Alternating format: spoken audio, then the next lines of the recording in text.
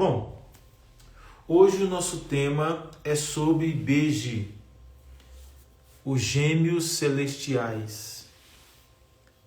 Muita gente confunde os Ibejis com orixá. Ibeji não é orixá, né? A gente precisa de começar a entender essas diferenças, né? E eu estou insistindo nisso, da importância da gente compreender essa diferença do que é orixá e do que não é orixá. Orixá não é a única categoria de espíritos celestiais. Orixá também, né, é uma das categorias de espíritos celestiais, mas não é a única, né? Existem outras categorias de espírito. Uma dessas categorias outras é os Ibejis, que são duas crianças gêmeas, geralmente conhecidas como Taió e Caindê, e elas são muito importantes neste percurso da constituição do Aie, né? Essas crianças estão no mundo desde a origem do mundo, né? Então, Taió e Caindê são o nome dessas duas crianças. Eles acompanharam os orixás, acompanharam as divindades na constituição do Aie, da terra, do mundo. E Taió e Caindê está relacionado ao conceito de duplo, né? Porque os Ibejis é uma das classes de Ebeorum. Então diríamos que os Ibejis pertencem a uma das classes de Ebeorum. São várias classes de Ebeorum. Os gêmeos, Ibeji, é uma dessas classes. Embora os Ibejis, entre essas classes de Ebeorum, foi a que mais popularizou. Então você pensa, por exemplo, Ibejis são os gêmeos. Aí nós temos uma classe de Ebeorum chamada Yalodê. Nós temos outra classe de Ebeorum chamada Eleco. Nós temos outra classe de Ebeorum chamada Ogaogó. Nós temos outra classe de Ebeorum chamada Zagun, entre outras e outras classes. O Ibeji foi a que mais popularizou. Por quê? Porque as crianças gêmeas começaram a nascer de forma muito auspiciosa para o povo antigo da terra Iorubá. A priori, quando uma mulher tinha crianças gêmeas, uma deveria ser sacrificada. Era inaceitável que um ventre carregasse duas crianças. Então, as mulheres tinham muito medo de engravidar e terem gêmeos, porque viam como maldição caso ela trouxesse duas crianças dentro do útero, quiçá 3 crianças. Então, até que Oxum, vendo aquela situação toda das mulheres que estavam parindo gêmeos e tendo seus filhos assassinados, ela foi até Orum, foi até o céu e pediu a Olodumare que abençoasse essas crianças que estavam chegando na terra conjuntamente, né? 2, 3, 4 e às vezes até 5. E Oxum ganhou essa bênção, né? Com a ajuda de Orunmilá, Oxum ganhou essa bênção para as mulheres e ela voltou para a terra, né? No que Oxum voltou para a terra, ela trouxe 2 crianças gêmeas, que são exatamente Taió e Caindê. Outras fontes dessa narrativa vão dizer que essas 2 crianças gêmeas é filhas de Oiá com Xangô. Outras vão dizer que elas são filhas de Oxum com Xangô. As versões, pelo menos, se coincidem ao afirmar que elas são filhas de Xangô. Isso porque os Ibejis estão muito relacionados a Xangô. Isso porque os Ibejis têm uma relação profunda com Xangô, assim como o próprio Ebeorum. Independente de qual versão é certa, de qual narrativa é correta, o importante é pensar os Ibejis, as crianças gêmeas do céu, como uma manifestação do projeto maior de Olodumare para a humanidade. Uma vez que, nos primórdios, essas crianças gêmeas eram tidas como amaldiçoadas, né? Desde que Oxum voltou com o Orunmilá do céu, com essa bênção, essas crianças passaram a ser abençoadas, né? E ser sinal de bênção e de muita prosperidade para quem carrega essas crianças. Então, na terra iorubá antiga e até os dias atuais, uma mulher que trouxe ao mundo uma criança ibeje, ou que trouxe ao mundo crianças ibejes, crianças gêmeas, elas são abençoadas. As pessoas, inclusive, passam na rua e pedem bênção a essas ibejes, né? Essas mães de ibeje, para que elas possam abençoar com prosperidade, com saúde, porque ibeje na vida de uma pessoa simboliza exatamente isso: prosperidade, saúde, vitalidade, né? Agilidade na solução dos problemas, etc. Então, ibeje ficou muito popular. Ibeje se popularizou, né? E acabou se tornando aí uma das classes de Ebel-1 muito requisitada em muitas situações, ao ponto de, no Brasil, essas crianças serem sincretizadas como o santo católico Cosme Damião, né? Vocês sabem a devoção que se tem no Brasil no dia 27 de setembro com Cosme Damião. Então, Cosme e Damião hoje praticamente são santos populares da tradição afrodiaspórica. O Cosme e Damião é muito mais celebrado hoje pelos praticantes dos cultos tradicionais de origem africana, né, os cultos afro-brasileiros, do que pela própria Igreja Católica. Até por uma espécie de preconceito, né? A Igreja abandonou, né, ou silenciou muitos santos que foram popularizados através dessas tradições afro-brasileiras e também através das tradições afro-cubanas, né? O sistema católico, o sistema da Igreja Católica, ele funciona muito como a política do mundo, né? A Igreja Católica é uma das igrejas hoje no mundo não só de maior poder, mas de maior falcatrua e de maior casos de escândalo de todas as espécies. E a igreja lida com esses escândalos de forma como a política de mundo lida, né? Então eles se resolvem entre eles, né? As coisas se abafam ali entre eles e as coisas não seguem, né? Então é muita política envolvida nesses processos todos, né? O mundo está num caos, né?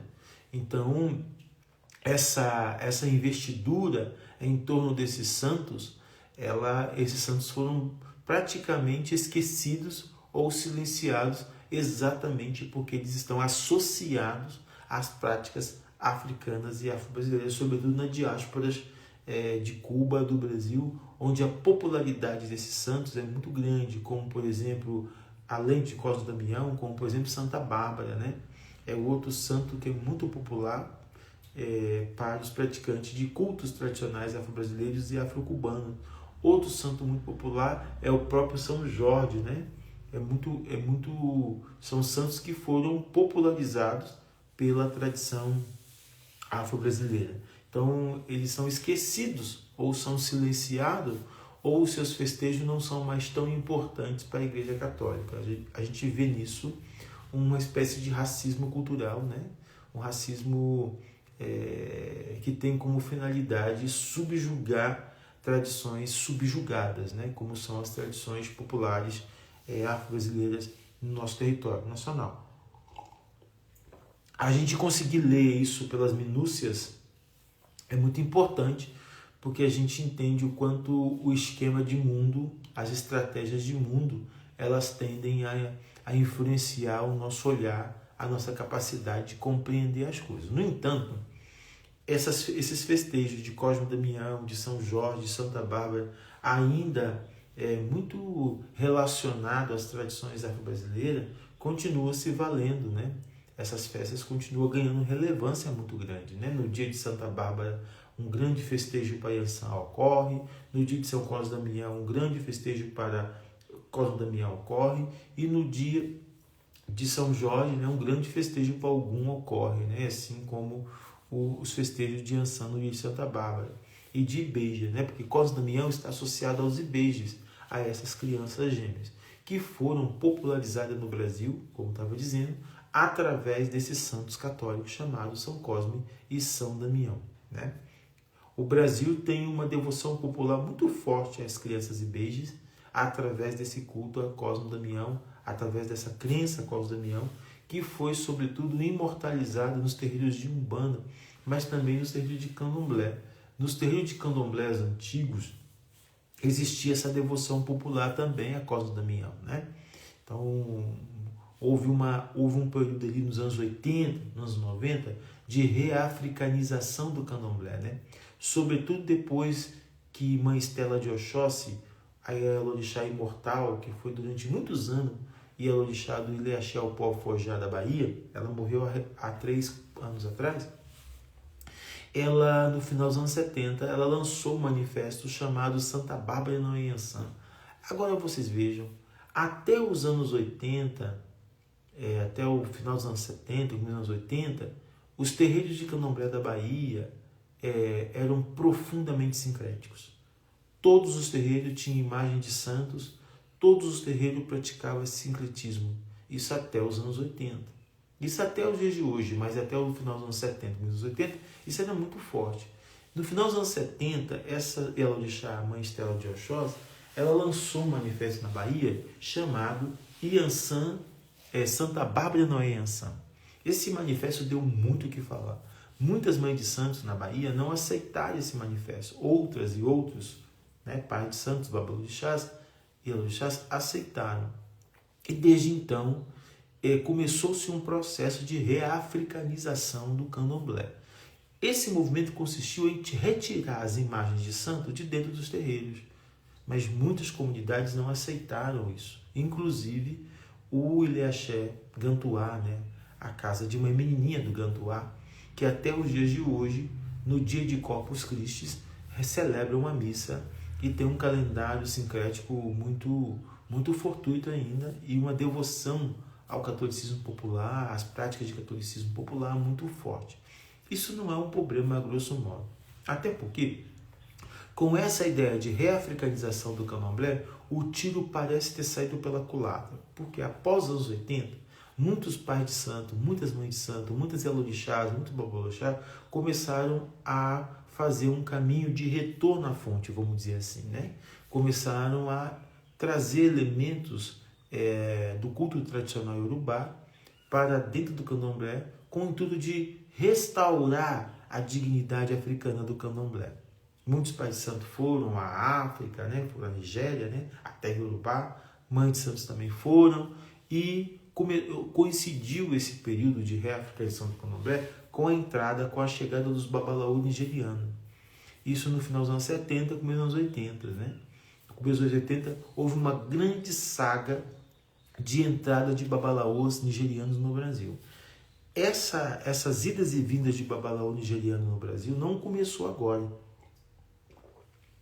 Ela intensificou agora, mas ela começou ali no final dos anos 70, ela se fortaleceu nos anos 80, ela teve ali um equilíbrio, né, vamos dizer assim, um certo marasmo nos anos 90, mas no começo dos anos 2000 ela intensificou e vem intensificando cada vez mais.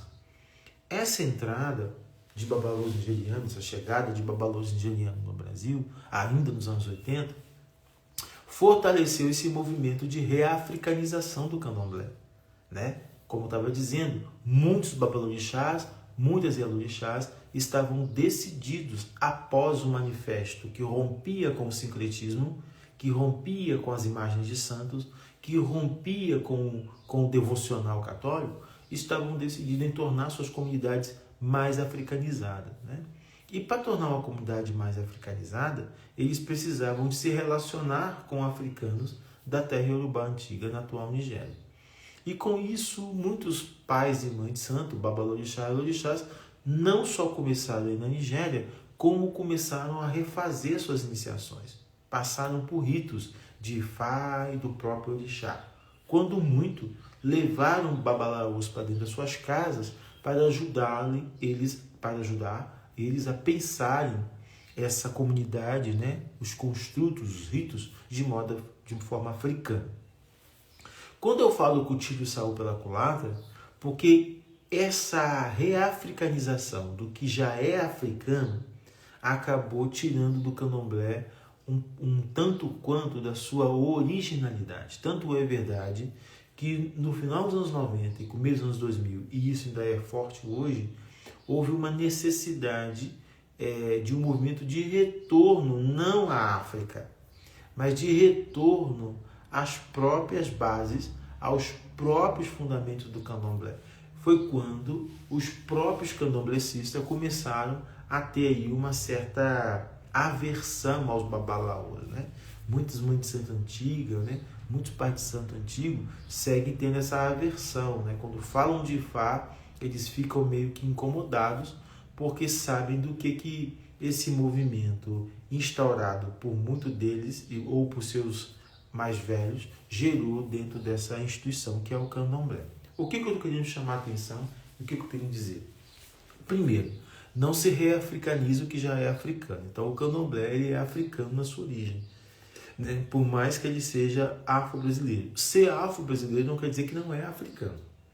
Ser afro-brasileiro quer dizer que é ser africano na diáspora brasileira, entendeu? Então, costumamos entender isso, que existem práticas no Brasil que são práticas africanas na diáspora brasileira. Essa diferença coloca em questão, ou melhor, faz um marcador de diferença.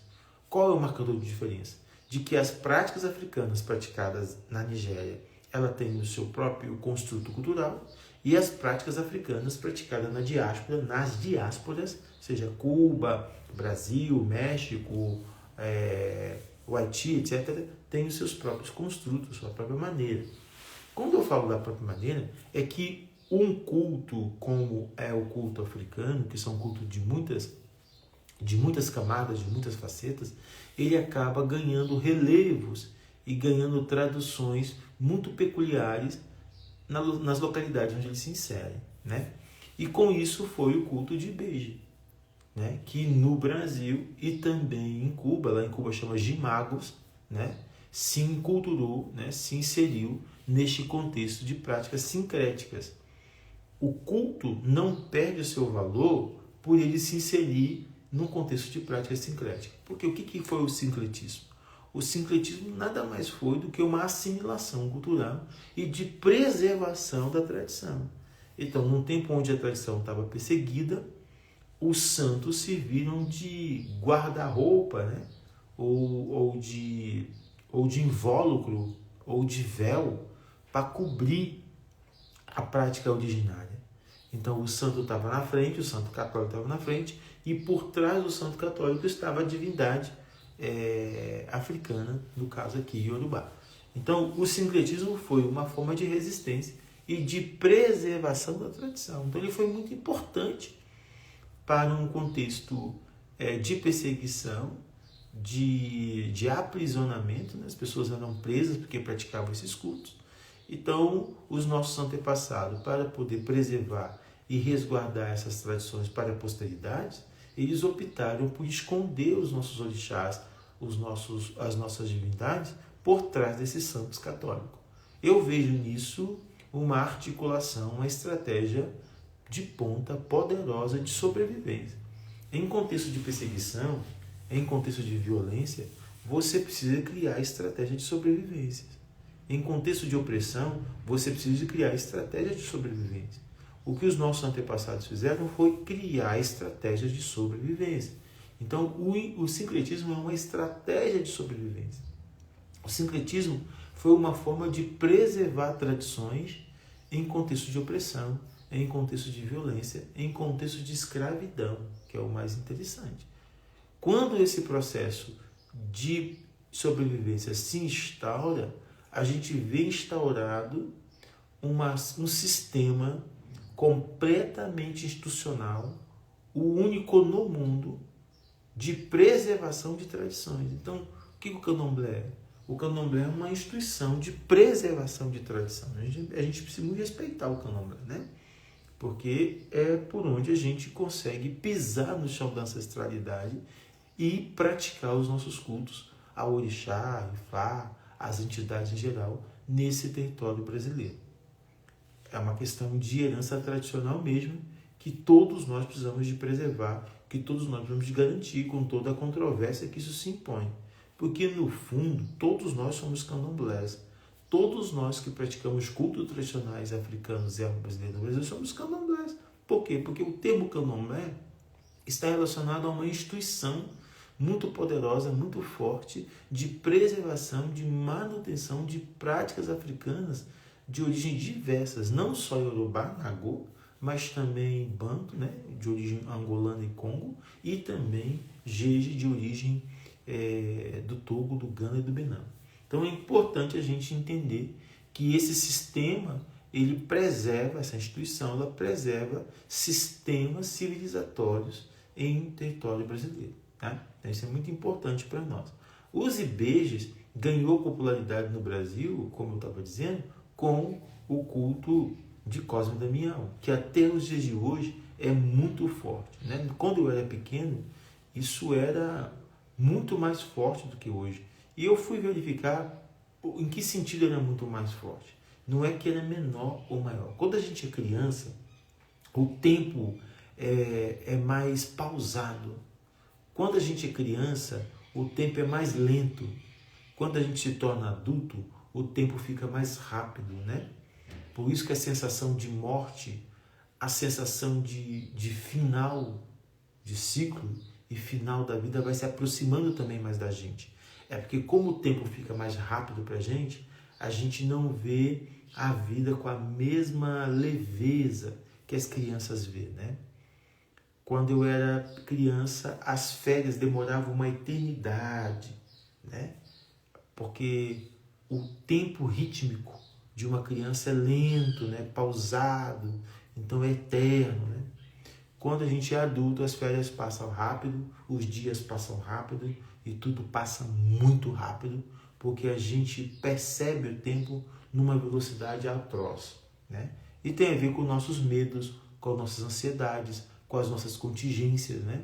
Quanto mais velho a gente fica, maior a sensação de proximidade da morte. Porque a morte, ela é um torpor. A morte é uma vicissitude do final do tempo. Então, essa agilidade das coisas, essa agilidade da temporalidade faz com que a gente também perceba o tempo de forma mais veloz. Então, eu percebia no dia 27 de setembro, de Cosme e Damião, que aquele dia inteiro era dia de você correr atrás de pacotes de bala, de você comer doces e de você andar pelas ruas buscando esses lugares que distribuíam balas e pacotinhos de doce com brinquedos e com toda uma diversidade de guloseimas. Eu vi isso de forma muito fortuita e presenciei e participei disso de forma muito grandiosa. Hoje eu não vejo tanto isso mais. Eu moro na capital, moro no centro urbano, então eu não vejo isso com tanta facilidade como eu via quando eu era criança. Mas não é que não exista. Continua existindo isso. Se no dia 27 de setembro você andar durante o dia, você vai encontrar pessoas mantendo essa tradição, distribuir balas, pacotes de balas, guloseimas no dia 27 de setembro, que é uma forma de homenagear Ibeje, que é uma forma de homenagear Cosme e Damião, que são crianças gêmeas que simbolizam sincreticamente também as crianças Ibejes do culto Yorubá, que são Taió e Caindê. Por que doces? Por que guloseimas? Por que brinquedos? Porque Ibeje é a criança. E é criança travessa. É criança que gosta de doce. É criança que gosta de guloseimas. É crianças que gostam de brinquedo. E homenagear essas crianças é muito salutar, porque essas crianças são capazes de fazer coisas que nem o orixá faria. Essas crianças são capazes de ir a lugares que nem o orixá iria. Essas crianças são capazes de articular coisas, de trazer coisas que o orixá jamais traria. A capacidade que Ibeje tem de tornar as coisas imediatas, de tornar as coisas funcionais, de tornar as coisas plausíveis é grandiosa. Porque criança é peralta, criança é travessa, criança vai a qualquer lugar, criança escuta de tudo e criança informa tudo. Ibeje tem exatamente essas características. Por eles irem em qualquer lugar, por eles falarem com qualquer pessoa, por eles entrarem em qualquer lugar, eles conseguem agilizar processos e fazer com que as coisas aconteçam de forma muito rápida. Há um itam muito interessante que diz que a morte estava numa encruzilhada e todo mundo que passava por essa encruzilhada, a morte capturava e jogava dentro de um buraco. Taió e Caindê, as duas crianças Ibejes, começaram de longe a perceber o que Iku, a morte, estava fazendo. Taió, incomodado com aquilo, teve uma ideia. Ele sugeriu ao irmão Caindê levar um tambor até a encruzilhada e lá tocar tambor e convencer Iku, a morte, de dançar. Pois bem, Caindê aceitou a sugestão do irmão, levou o tambor para a encruzilhada e lá, diante de Iku, ele começou a tocar o tambor. Iku dançava, feliz com a chegada de Caindê, que estava ali tocando o tambor para ele. Taió subiu no alto de uma árvore e ficou observando de lá o que aconteceria. Ele achou melhor ficar lá do que ir com Caindê para a encruzilhada, uma vez que, se acontecesse algo com Caindê, Taió teria como socorrê-lo. Se tivesse os dois na encruzilhada e Iku fizesse alguma coisa, não teria como eles ajudar mutuamente. Então Caindê tocou e a morte dançou pela madrugada fora. Quando foi logo cedo no raiar do dia, a morte estava tão estonteante, estava tão cansada, que Caindê empurrou a morte dentro do buraco e começou a retirar as pessoas de lá. E foi assim que Taió e Caindê salvaram as pessoas da perseguição da morte e do aprisionamento que a morte estava fazendo com elas. Devido a este itam, Taió e Caindê, as crianças gêmeas,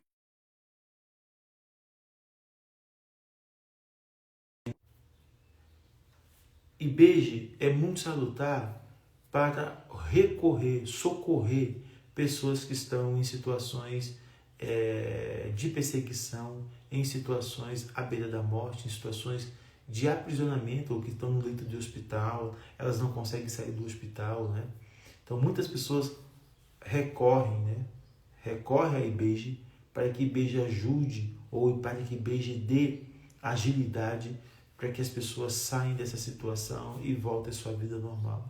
Essa história, esse itam que eu acabei de contar, fundamenta muito bem essa dimensão, essa particularidade de Ibeje, porque eles são ágeis e eles conseguem resolver, lidar com qualquer situação, como essa da morte, que estava na encruzilhada jogando as pessoas dentro do buraco para depois alimentar delas. Ibeje também, muitas pessoas perguntam se Ibeje pode ser cultuado, né? Se Ibeje todo mundo pode ter Ibeje. A grosso modo, todo mundo pode cultuar Ibeje. Mas geralmente Ibeje é cultuado por crianças Ibejes e por mães Ibejes, né? E é cultuado de várias maneiras, né? A própria criança Ibeje já é culto. Ter um Ibeje em casa, ter gêmeos em casa, ali já está o culto de Ibeje. Na forma de tratar essas crianças, na forma de educar essas crianças, na forma de servir essas crianças, né? Crianças Ibejes bem tratadas abençoa o lar, abençoa a família, abençoa quem está à volta. Então, o melhor culto que você pode dar aos Ibejes é tratando bem crianças Ibejes. Porque essas crianças são muito auspiciosas, são crianças muito sortudas, são crianças muito abençoadas. Outra forma de cultuar Ibeje é mulheres que podem ter gerado os Ibejes e não sabem que geraram Ibeje, ou mulheres que perderam um dos Ibejes, ou mulheres que possuem vínculos astrais com filhos Ibejes, né? Às vezes a mulher estava num processo de gestação com Ibeje e os dois não vingaram. Ela pode cuidar dessas crianças que não vingaram através do culto de Ibeje. Ou quando uma criança vinga e a outra não vinga, e uma criança acaba nascendo sozinha, sem o seu companheiro, essa mãe precisa de cultuar a outra criança para que a criança que vingou não tenha problema. Outro meio importante de cultuar Ibeji é quando, através do oráculo, identifica que a pessoa para quem o oráculo está sendo consultado é um Ibeji, só que o irmão, o par celestial dela, ficou no céu e ela veio sozinha. Pode ocorrer dessa pessoa sentir muita falta, sentir muita nostalgia desse companheiro, desse irmão que não veio junto com ela. Então, nesse caso também é muito importante cultuar Ibeji para que a pessoa consiga se reorganizar na vida e não sentir falta do seu irmão que não veio com ela para a Terra. Tem pessoas que são Ibejis, mas estão sozinhas na Terra. Tem pessoas que são Ibejis, mas vieram sozinhos.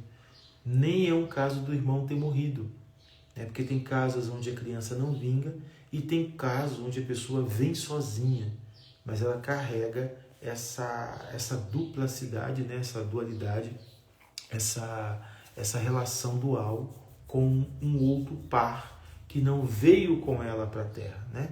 Nesse caso, essa ausência pode gerar uma série de intercorrência, pode gerar uma série de problemas na vida da pessoa. Então ela precisa cultuar Ibeji para ter sorte na vida, para ter desempenho na vida, para ter um monte de coisa boa na vida. Outra forma de cultuar Ibeji é quando a vida dos gêmeos não está bem. É quando a vida dos gêmeos ou das gêmeas não vai muito bem, tem muito problema. Existem muitos gêmeos que têm muito problema de saúde, de doença, de falta de oportunidade, dificuldades diversas. Nesse caso, pode-se conectar esses gêmeos, essas gêmeas, aos espíritos dos Ibejis, das crianças celestiais, para que elas possam ter os seus problemas resolvidos, né? Então esse culto também é importante para os próprios Ibejis. Lembrando que Ibeji não é só 2. Ibeji também é 3, né? 3 gêmeos. Ibeji também é 4 quadrigêmeos. Embora no português o termo é gêmeos, trigêmeos, quadrigêmeos, por aí vai, todos são Ibejis, porque eles partem de uma noção, de uma ideia, de uma lógica de que nasceu mais de um, tá bom? Então o fato de ter gerado mais de um é gêmeos, é Ibeji, né? No português a gente chama de trigêmeos, quadrigêmeos, mas mesmo assim continua sendo Ibeji. Esses Ibejis também podem ser cultuados por pessoas que estão com dificuldades diversas, tais como o oráculo de Ifá pode indicar Ibeji para uma pessoa que está com problema, que tem problema de encontrar um amor na vida.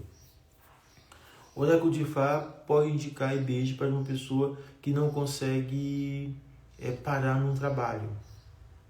Cada caso é um caso, não é o caso de todo mundo, não é o mesmo caso para todo mundo, mas existem casos sim que Ibeji pode chegar na vida da pessoa, pode ser trazido para a vida da pessoa em situações peculiares como essa, né? A pessoa não consegue arrumar alguém, a pessoa é infeliz amorosamente, a pessoa não consegue parar em trabalho nenhum, a pessoa não consegue se dar bem com as pessoas, né?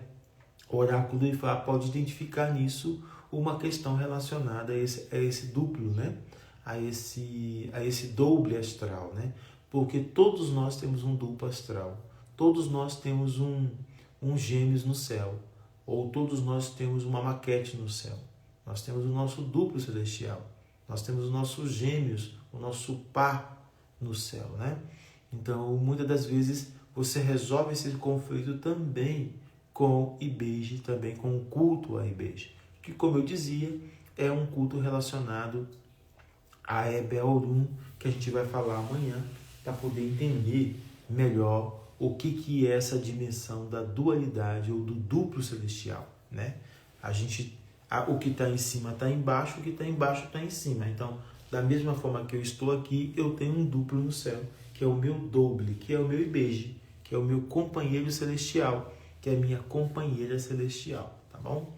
Geralmente, em cada vida, em cada renascimento, a gente tem uma espécie de avatar, uma espécie de réplica nossa que fica lá no céu, obedecendo aí o princípio que a gente chama de princípio da complementaridade ou o princípio da equivalência, né? O princípio simétrico de que está em cima está embaixo, o que está embaixo está em cima. A mesma coisa que está aqui na Terra também está no Olum, também está no céu. Então nós temos um duplo no céu que nos acompanha, que nos vigia, que olha por nós, e se a gente não tiver muito bem conectado com esse duplo, as coisas podem não andar muito bem. Tudo isso é muito minucioso, tudo isso é muito complexo, e para lidar com a complexidade disso, é preciso fazer consulta oracular, é preciso analisar através do oráculo, porque nem todo caso é isso, nem toda situação que acontece com as pessoas tem a ver com isso. Existem questões que são de Ori, existem questões que são de Ebé, existem questões que são de Orixá, existem questões que são de ancestralidade, existem questões que são de destino, são de Ifá. Então isso tem que ser muito bem mapeado através da consulta oracular, que consegue dizer qual é a origem e o porquê do problema que a gente está passando. Um problema que a gente está passando tem uma causa, segundo o oráculo de Ifá. O oráculo do Ifá consegue localizar a causa do nosso problema e dizer por que estamos passando por isso ou por aquilo. Quando a gente localiza a causa e a gente se retira do efeito, né? O efeito não nos preocupa tanto, porque o efeito ele é consequência de uma causa, então a gente não vai resolver o efeito, a gente não vai se dar com o efeito, a gente vai se dar com a causa, porque entendendo a causa, sabendo o que está gerando tais efeitos, a gente consegue lidar com a situação de uma forma muito mais pontual e solucionar. O legal de ir direto na fonte do problema, né, na causa do problema, é que a gente resolve ele da origem. Muitas das vezes a gente fica combatendo os efeitos. A gente fica driblando com o efeito. E o efeito a gente tira um aqui e aparece outro aqui, né? O efeito a gente arranca 2 aqui e aparece 3 ali. Quando a gente fica brigando com o efeito e apagando incêndio, né? É como apagar incêndio, mas o incêndio tá lastrando, né? É como dar murro em ponta de faca. Então brigar com os efeitos dos nossos problemas é muito complicado. A gente tem que ir na causa dele, porque a gente estipa ele na sua origem e ele cessa, né? Então o Ifá, no campo da metafísica, né? No campo da espiritualidade, no campo do mundo espiritual, do mundo do espírito, ele consegue dizer para nós qual que é a causa do nosso problema, né? Porque no campo do físico, a gente muitas das vezes não consegue acessar a causa do nosso problema. Mas Ifá consegue dizer para nós que a causa do nosso problema é isso, é em função disso. E muitas das vezes, um problema que está no físico tem a sua origem no espírito. Por isso que o oráculo de Ifá é importante para ajudar a gente a entender o que está por trás dos nossos problemas, das nossas dificuldades, das questões que nos tomam muitas das vezes e nos tira o chão, nos rouba a serenidade, nos rouba a alegria, nos rouba a saúde, etc. Ifá consegue dizer isso para nós. Ifá consegue mapear isso para nós. Às vezes você está indo no médico por causa de um problema de saúde, um problema que apareceu no teu corpo, o médico está te dando medicamento, está te dando remédios para combater os efeitos do problema que compareceu em você, e você está tomando aqueles remédios e as coisas até melhoram, até equilibram, mas você está vendo que uma outra coisa está aparecendo em outro lugar, por exemplo. Isso é exatamente o mecanismo de que somente os efeitos estão sendo combatidos e a causa não está sendo resolvida. Porque a medicina moderna é uma medicina especializada. É uma medicina que baseada em evidências, ou seja, baseada no sintoma, baseada nos efeitos. Então eles querem apagar fogo, mas o problema que está na origem, que está lá na raiz, não está sendo resolvido. E muitas das vezes, esses problemas que estão na raiz não são resolvidos porque eles são de cunhos energéticos, são de cunhos espirituais, são de cunhos somáticos. E aí, o medicamento dificilmente vai resolver um problema somático. O medicamento químico, farmacêutico, né, dificilmente vai resolver um problema de origem energética. Problema de origem energética precisa ser resolvido de forma energética. Então, um banho que você toma, um remédio natural que você bebe, um ebó que você faz, uma limpeza energética que você passa, tudo isso vai contribuindo para organizar a tua energia e te situar de novo na sua própria existência, na sua própria vida. As crianças IBEJs são muito boas para a saúde, porque elas são crianças saudáveis, elas são crianças aventureiras e elas são crianças sempre muito disponíveis, sempre muito dispostas. Essa disposição de IBEJ é muito salutar para quem está triste, para quem está fraco, para quem está desanimado, porque IBEJ é bora. Essas crianças são peraltas, essas crianças são ativas, elas estão sempre fazendo alguma coisa, né? Elas estão sempre vivendo a vida plenamente. Então, você pode desativar a tristeza, a depressão na vida de alguém através de IBEJ, através das crianças gêmeas do céu, que são crianças da alegria, que são crianças da felicidade, que são crianças da saúde e da prosperidade. O culto dessas crianças também está muito articulado ao culto dos herês, que é um culto que foi construído na Umbanda e no Candomblé, né? Existe esse culto na Umbanda e também no Candomblé, que são dessas crianças que baixam nos terreiros, né? E muitas das vezes elas estão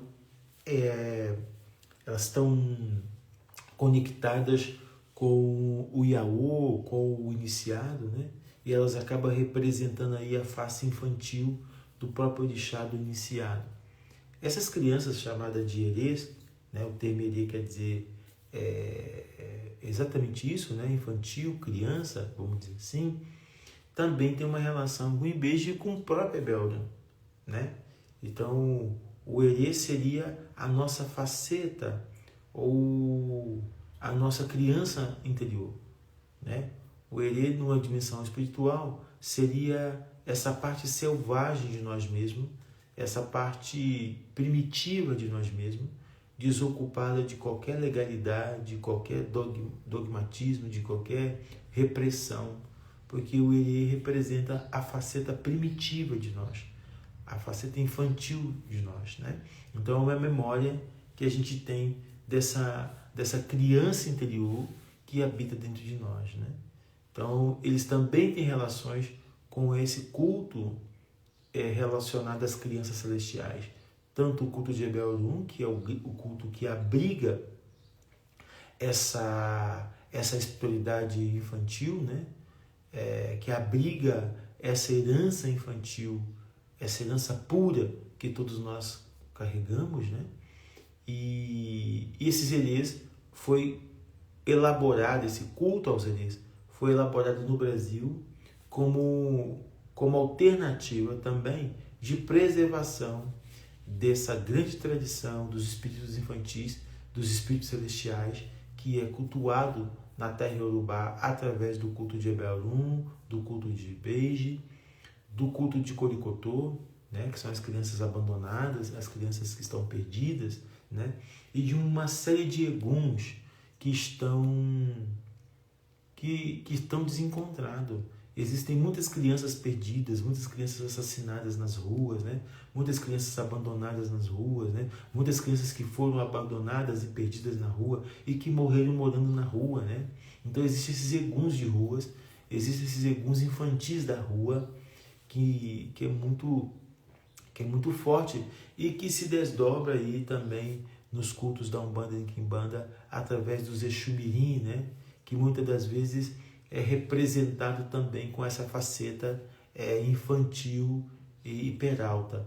Não é que esses espíritos sejam infantis no sentido negativo. Não, eles trazem ali um carisma, eles trazem ali uma espiritualidade, eles trazem ali uma memória dessa infância livre, dessa infância solta, dessa infância sem lei, essa infância sem opressão.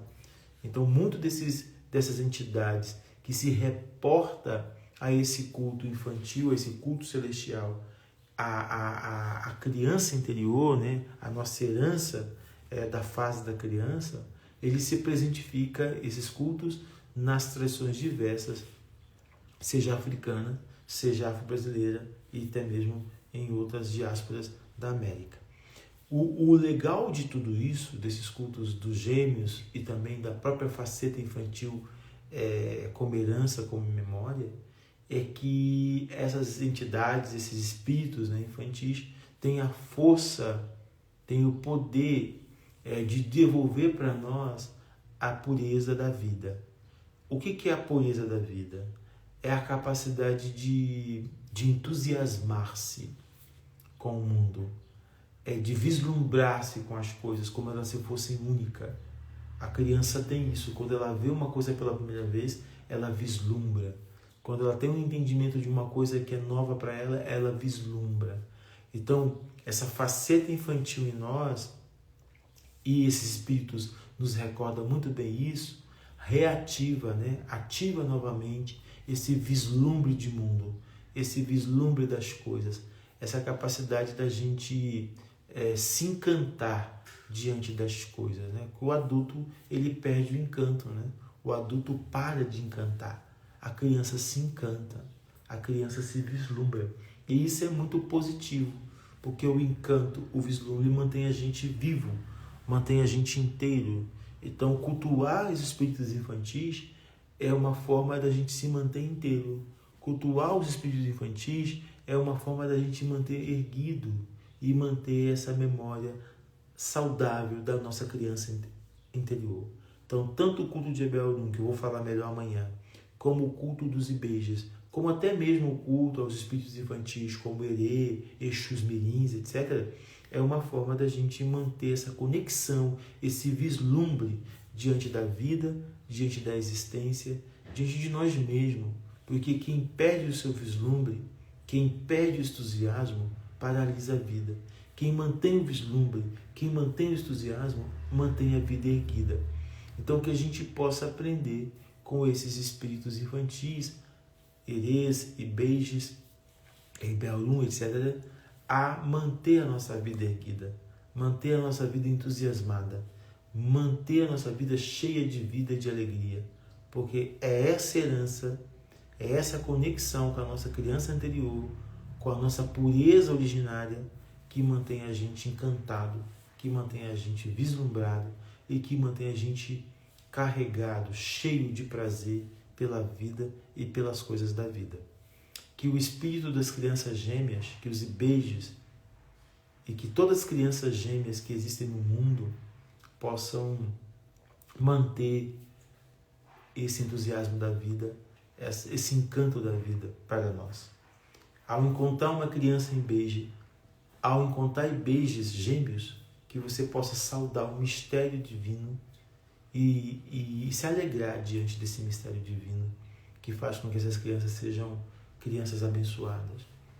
E que Ibejas, e que essas crianças celestiais, tão vivas e tão queridas no Brasil, tão cultuadas no Brasil, possam nos ajudar a manter a nossa memória infantil, a nossa criança interior intacta. Porque enquanto a nossa criança interior estiver intacta, a vida vai pulsar dentro da gente. A gente não vai ficar preso na morte. A gente não vai ficar preso na morte que vem. Porque, como eu disse no começo, quanto mais velho a gente fica, mais a gente teme a morte, porque ela vai ficando mais próxima. Se a nossa criança interior é reativada, se a nossa criança interior se mantém viva dentro de nós, a gente esquece da morte e vive. Porque quem fica preso à morte não vive. Então, que beije, reacenda em nós o desejo da vida e que a gente não lembre do dia da morte, que a gente nem lembre da morte, que a gente possa escolher sempre a vida. E com isso, a nossa criança interior está sempre entusiasmada, a nossa criança interior está sempre acordada, a nossa criança interior está sempre desperta dentro de nós, Porque enquanto a nossa criança interior estiver desperta dentro de nós, a gente mantém essa sede da vida, a gente mantém esse desejo pela vida. Eu peço a Taió Caindê, eu peço às crianças gêmeas do céu, eu peço aos Ibejes que prossigam nos abençoando, que prossigam nos tornando pessoas completamente conectadas com a nossa criança anterior e que a gente possa devotar cada vez mais o nosso apreço, o nosso carinho para essas crianças. Se você quer cultuar Ibeje, se você quer pedir algo para Ibeje, prepare 2 potinhos e enche esses 2 potinhos de balas, de doces e sirva as crianças Ibeje na sua intenção. Coloque esses potinhos para ela, sempre 2, nunca 1, e sempre 2. Para Ibeje é sempre 2. Coloca num potinho uma quantidade de doces e balas, num outro potinho uma quantidade de doces e balas. Está com dificuldade, está com problema, uma coisa está bloqueada, uma coisa não se resolve, invoque Ibeje. Beije-ro, beije-ro, beije-ro. E chama por Ibeje, chama por Taió e Caindê. E se você é do Cosme Damião, pode chamar também por Cosme Damião, não tem problema. Mas sirva essas crianças com essa intenção, com doces e balas, e pedem elas para desbloquear o que está bloqueado. Peça a elas para ativar o que está desativado. Peça a elas para abrir o que está fechado. Peça a elas para socorrer o que está sem socorro.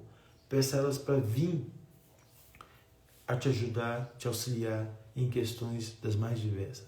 Aprenda a servir as crianças gêmeas do céu, as crianças Ibejes, que você vai ver a força dessas crianças peraltas, dessas crianças felizes que existem no mundo espiritual para ajudar a humanidade a resolver os teus dilemas, para ajudar a humanidade a lidar com os seus problemas.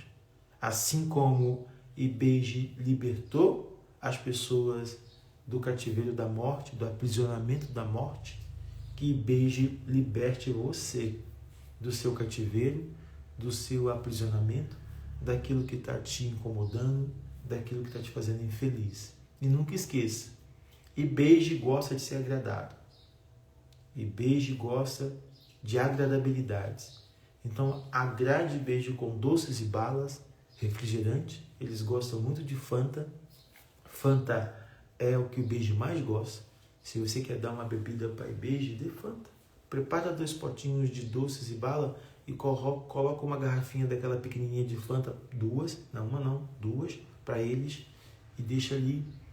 Pode acender uma velinha, não tem problema se você quiser, e coloca as tuas intenções e peça a Ibeje para te abençoar, peça a Ibeje para te socorrer, peça a Ibeje para te ajudar, porque essas crianças são poderosas, essas crianças são capazes de ajudar a gente em muitas situações, em muitas coisas.